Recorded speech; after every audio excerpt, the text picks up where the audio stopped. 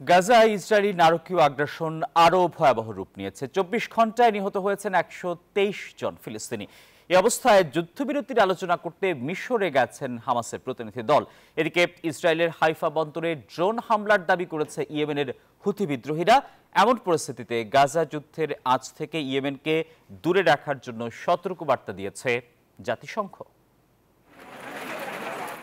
গাজায় থামছে না ইসরায়েলি আগ্রাসন।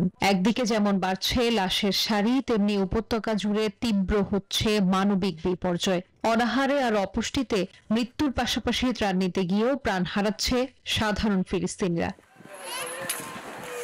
ফিলিস্তিনিদের ওপর বর্বরতার জবাবেই ইসরায়েলের হাইফা বন্দর সহ বিভিন্ন গুরুত্বপূর্ণ স্থাপনায় ড্রোন হামলার দাবি করেছে ইয়েমেনের হুথি বিদ্রোহীরা। গাজায় আগ্রাসন বন্ধ না হলে এই হামলা চলবে বলেও হুমকি দিয়েছে তারা। এমন পরিস্থিতিতে গাজা যুদ্ধের আঁচ থেকে ইয়েমেনকে দূরে রাখার আহ্বান জানিয়েছে জাতিসংঘ।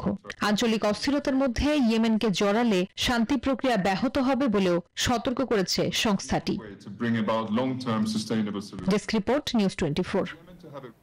বান্ডেল থাকলে প্রতি সেনমানিতে টাকা বাঁচবে। বিকাশ সেনমানি বান্ডেল কিনে জিতুন প্রতি লেনদেনে।